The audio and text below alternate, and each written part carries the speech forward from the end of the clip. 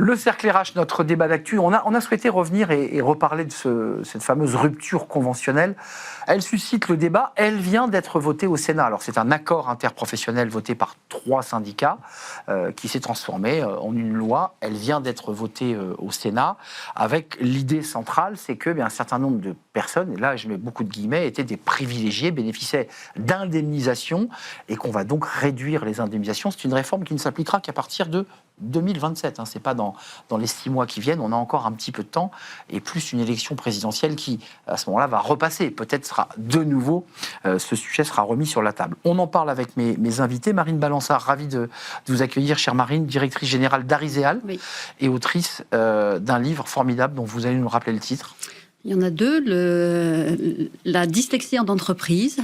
Coécrit avec un confrère. Un confrère dyslexique et un livre sur la prise de décision en environnement complexe. Dont vous parlez très souvent dans les journaux, les Échos en particulier. Philippe Zilberzan, j'hésite toujours, Zilberzan ? Zilberzan, c'est très bien. Ça vous va ? Ouais, professeur EM Lyon Business School, on en a parlé tout à l'heure de l'EM Lyon qui accompagne la semaine des 4 jours dans un travail d'études. On vous écoutera, vous prenez la parole aussi très régulièrement sur notre plateau. Mais pas qu'ici. Merci de faire partie bien des experts du débat d'actu. Alexandre Lamy, ravi, cher Alexandre, avocat en droit social. Tous, vous suscitez souvent des buzz sur ce plateau quand vous prenez la parole sur les réseaux sociaux. Et vous avez créé ce think tank NEOS. La rupture conventionnelle votée par le Sénat. D'abord, juste, je ne sais pas quel est votre point de vue. Philippe, c'était des privilégiés, ces cadres qui allaient négocier avec leur RH une rupture conventionnelle pour éviter d'aller au prud'homme, et dont France Travail dit que finalement ils allaient bénéficier de 15 mois, 16 mois de bonheur indemnisé par l'État. Alors, privilégiés, je sais qu'en France, on aime bien traquer des privilégiés qui sont toujours les autres et pas nous-mêmes. Mais oui, il y a eu, c'est un système qui n'était pas bête à l'origine, mais qui a eu effectivement des effets qu'on va qualifier d'aubaine, pour être généreux, dont effectivement on tirait assez avantage beaucoup de gens. On a presque tous dans notre entourage quelqu'un qui en a bénéficié. Qui en a bénéficié. Et peut-être abusé, effectivement. Écoutez ce qu'a dit le ministre Jean-Pierre Farandou, qui était à notre micro la semaine dernière, et on l'a interrogé justement sur cette rupture conventionnelle. On voulait connaître l'avis de celui qui est aujourd'hui ministre du Travail et des Solidarités, puis vous le savez, qui a été aussi à la tête de la SNCF, entreprise dans laquelle il y a eu évidemment là aussi des ruptures conventionnelles. Écoutez ce que disait le ministre. Il y a abus de l'usage. C'est-à-dire que ce sont des démissions cachées d'un côté ou des licenciements cachés de l'autre. Ça, c'est pas possible. Quand vous voyez le coût sur l'assurance chômage, c'était plus tenable. Donc, et d'autre part, quand vous regardez sociologiquement quel est le profil, c'est plutôt du cadre, oui, CATUP, en Ile-de-France, bien qualifié. Donc en fait, il n'y a pas trop de problème à retrouver un travail. Par contre, qui tire la durée au maximum, on parle de voyage, on parle d'interruptions un peu longues. Année sabbatique, voilà. Carrément l'année sabbatique, ça c'est pas possible. On a dévoyé complètement. C'est quoi l'assurance chômage même aujourd'hui? C'est vous avez un coup dur, l'entreprise ne peut pas vous garder, on vient vous aider. C'est pas pour vous payer un an de vacances. Marine Balançard, il ne va pas un peu loin, le ministre En fait, on payait un an de vacances à des cadres. Oui, il va un petit peu loin. Un peu loin, C'est un peu le storytelling pour expliquer qu'on va agir et réduire la durée d'indemnisation. Je pense que derrière, évidemment qu'il y a des abus, comme le disait Philippe. On connaît tous quelqu'un qui est parti traverser le Japon à vélo après une rupture conventionnelle. Ça grimpe, par ailleurs. Voilà, mais il y a aussi, ça a beaucoup simplifié la vie et le climat social dans les entreprises. Et il y a énormément de personnes qui sont en détresse psychologique, notamment toutes les situations de burn-out et où le souhait ou une inadéquation avec le travail. Et là, la rupture conventionnelle permettait un processus très pacifié. Oui.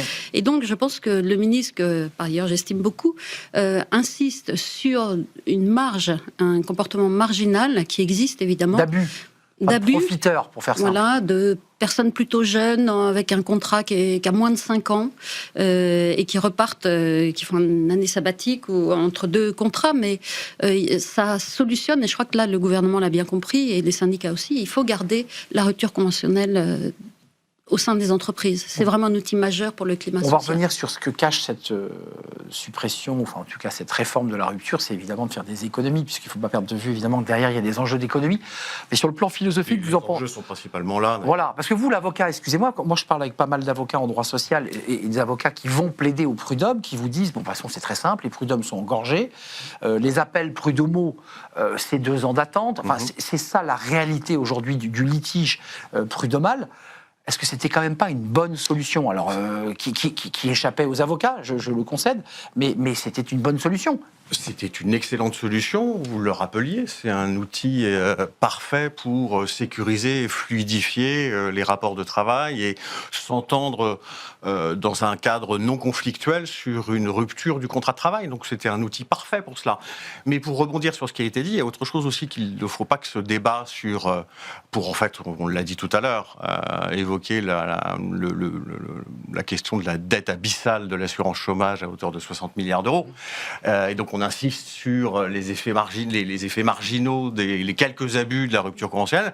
Mais il ne faut pas oublier que cette rupture conventionnelle, elle est aussi reflet de, à mon sens, 2 mouvements majeurs. Le premier, c'est la baisse de la population active qui conduit à inverser le rapport de force entre employeurs et salariés.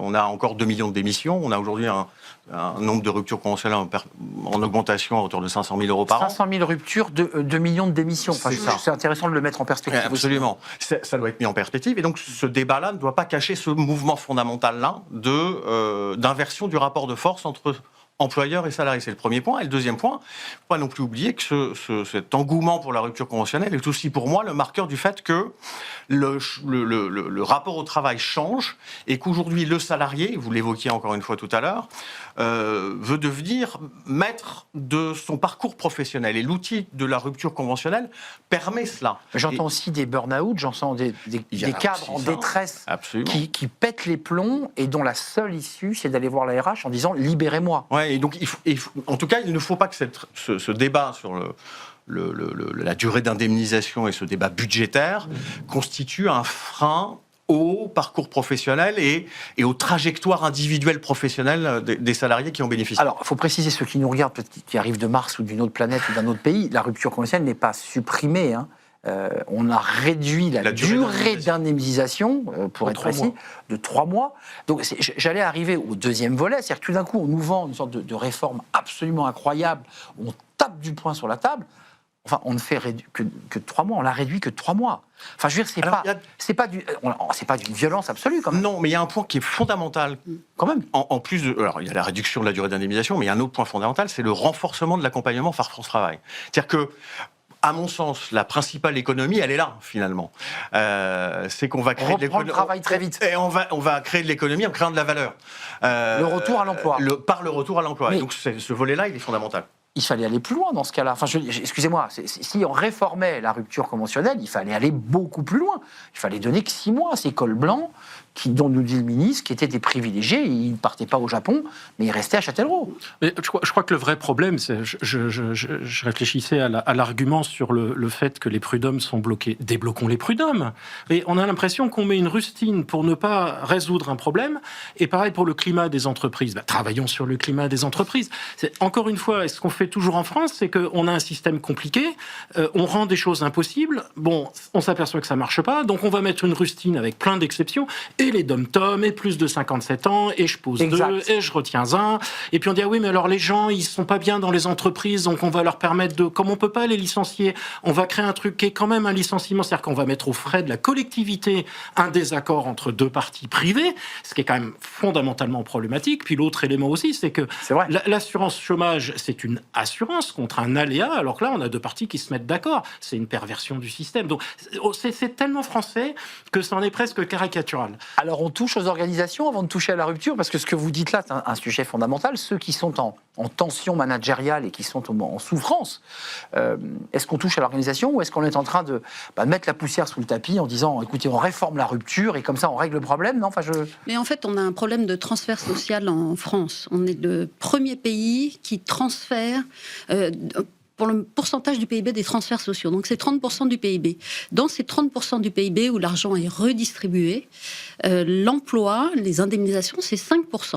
Donc Et les ruptures conventionnelles là-dedans, on l'a dit, c'est 500 000 ruptures sur 2 millions de démissions. Et donc, on est en train de faire des rustines de rustines. Par contre, en storytelling et pour impressionner la population, oui, ça marche, parce qu'on dit, voilà, donc là, j'en c'est de la profite. com, là, cette réforme. Et on lutte. Mais c'est une mini-rustine réformette.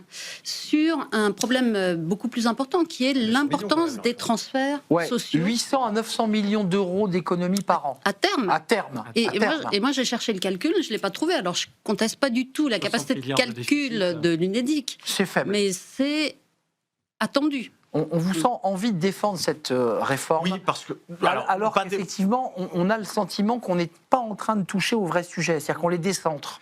Non, je pense que cette réforme, elle est importante, parce encore une fois, il est urgent de s'attaquer à la question de la dette de l'assurance chômage. Alors effectivement, avec 900 millions, c'est déjà un pas. Petit pas. Cet outil, je maintiens que cet outil est un bel outil et un bon outil, en dehors, pour régler un désaccord et se défaire du lien contractuel, indépendamment du licenciement, qui est de droit privé, et qui va être pris en charge par la collectivité. Et de la démission, d'autre part. Donc cette troisième voie, cet outil d'équilibre et cet outil de gestion souple, il est important de le conserver. En revanche, et j'insiste encore une fois là-dessus, je pense qu'indépendamment de la réforme liée à la durée d'indemnisation, les aspects tenant à l'accompagnement renforcé des demandeurs d'emploi à ce titre. Et là où je vous rejoins, c'est que je pense qu'on pourrait aller un cran plus loin en disant, mais s'il y a un accompagnement renforcé, les sanctions devraient l'être également, pour que ce soit véritablement efficace. Non, mais vous avez raison, c'est un des éléments, c'est que France Travail, qui d'ailleurs est monté au créneau sur ce dossier, pour rappeler les propos de Thibault Guilluy, qui étaient très durs à l'égard de cette rupture, a eu gain de cause auprès du ministre, et les syndicats d'ailleurs ont validé. Pas tous, mais une partie des syndicats, 3 d'entre eux, c'est un vrai sujet, le retour à l'emploi. Parce que ce qu'évoque le ministre de manière assez claire, c'est que c'est un an d'aubaine où, effectivement, aux frais de la princesse, pour le dire un peu vulgairement, on profite du système. Là, en fait, France Travail prend le relais très vite et dit à ce cadre, comme vous avez des compétences et que vous êtes tout à fait employable, on repart au travail tout de suite. C'est une bonne méthode, ça. Oui. Ça dépend. À condition qu'on le fasse. À condition qu'on le fasse et à condition que les personnels de France Travail soient formés pour s'adapter au nouveau marché du travail et aux nouveaux enjeux, ce qui est Excusez-moi, un énorme enjeu. À condition que ces cadres, dont vous me parliez tout à l'heure, qui étaient en souffrance et certains en grande difficulté, aient envie de repartir aussi vite dans le monde du travail, dont ils ont été abîmés par l'organisation. Excusez-moi d'aller dans la logique de Philippe Zilberson, mais c'est un peu ça le sujet. Il n'a pas envie d'y retourner, le cadre. Il s'en va. Il a quitté l'entreprise. Oui, mais là, s'il y a une indemnisation, il y a une obligation. Enfin, quand on a un bénéfice, on a une responsabilité. Tout le monde peut s'arrêter de travailler, ça s'appelle la démission. Mais on ne peut pas, encore une fois, utiliser un mécanisme qui est prévu pour compenser un aléa, pour ensuite dire oui, mais en fait, je ne veux pas travailler. Donc, Mais pardonnez-moi, mettons les pieds dans le plat, pourquoi ne pas avoir supprimé définitivement cette rupture conventionnelle, puisque visiblement... Parce qu'on remonte au blocage initial, qui est la difficulté de licenciement, effectivement, les conditions très difficiles de relation au travail, et donc on a mis une rustine pour ne pas régler les deux problèmes qui sont l'ambiance au travail, de façon générale, et la difficulté de licencier qui amène à toujours des situations extrêmes. Et chez Alexandre, et alors peut-être moins chez Marine, mais chez Alexandre, je sens quand même que ce petit pas de réforme, derrière ça, il y a quand même l'idée qu'il faut aller encore plus loin dans la réforme de l'assurance chômage. De toute façon, c'est sur pour la aller table. un peu plus loin. De toute façon, on est d'accord. De toute façon, c'est sur la table. Et quand on regarde le régime de l'assurance chômage en France, on est totalement décorrélé des régimes d'assurance chômage qui sont en vigueur dans d'autres pays européens. Trop protecteur, et pas assez incitatif au retour en l'emploi, justement.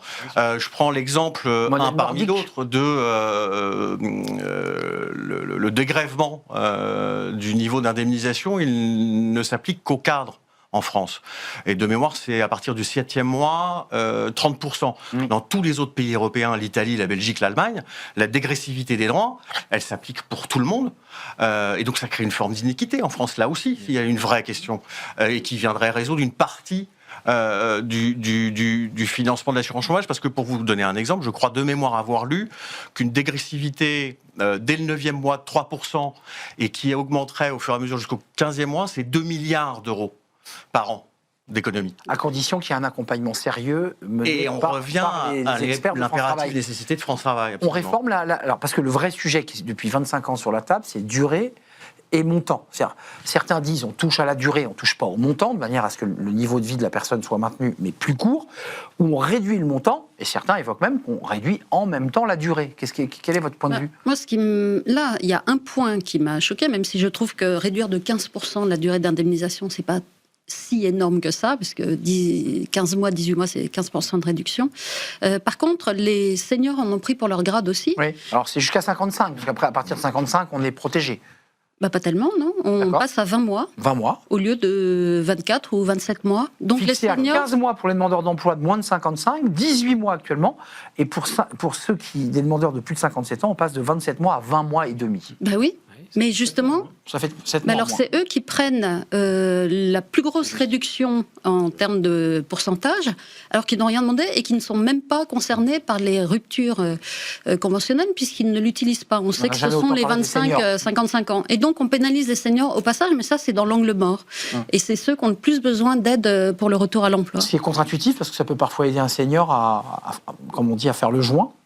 Oui, puis il y a aussi un autre élément dont on ne parle pas, c'est que peut-être une politique justement d'aide pour ce type de situation devrait dépendre du contexte. Alors, c'est pas la même chose si on est dans une période de très fort chômage où la solidarité nationale peut s'exprimer, ou dans une période de faible chômage où là, il y a un retour à l'emploi plus facile.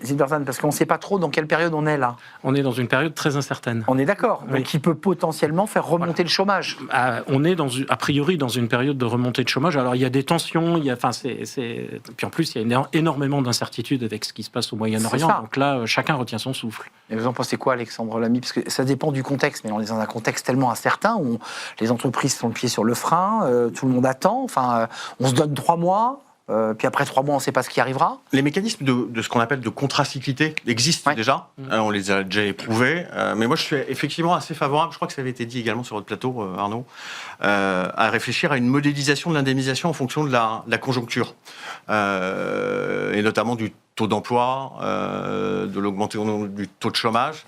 Ça peut, à mon avis, constituer une bonne idée. Mais là, on ne part pas là-dessus. On part sur des méthodes relativement classiques de coût de vis budgétaire mécanique. C'est-à-dire qu'on calcule 800 à 900. Alors, vous nous disiez que vous n'aviez pas compris le calcul. Vous avez essayé de potasser le calcul, vous ne l'avez pas vu. Non, je ne l'ai pas trouvé. Mais l'UNEDIC a des excellentes capacités prévisionnelles. Il faut faire sur le contrôle de Philippe Zilberstein. Et d'ailleurs, je vois que c'est voté par le Sénat. Je ne sais pas s'ils ont demandé les calculs, parce qu'on prévoit jusqu'à 900 millions d'économies, mais ce n'est pas sûr. À horizon, voilà, ça je n'ai pas vu. Je n'ai pas trouvé. Donc en fait, on est un peu sur du sable, là. Et c'est 2027, hein. Alors, voilà, déjà... Non, mais je leur dis, c'est... Comme s'il n'allait pas se passer quelque chose d'important en France en 2027. Ouais, Et puis surtout, il y a toujours dans ces choses-là un peu des effets pervers. C'est-à-dire qu'on économise ici, ce qui augmente les coûts, parce qu'on parlait de l'accompagnement de France Travail. Il n'est pas gratuit, l'accompagnement de France Travail. Donc si on économise un petit peu d'un côté et puis on augmente les coûts de l'autre, tant qu'on ne fait pas effectivement un vrai calcul...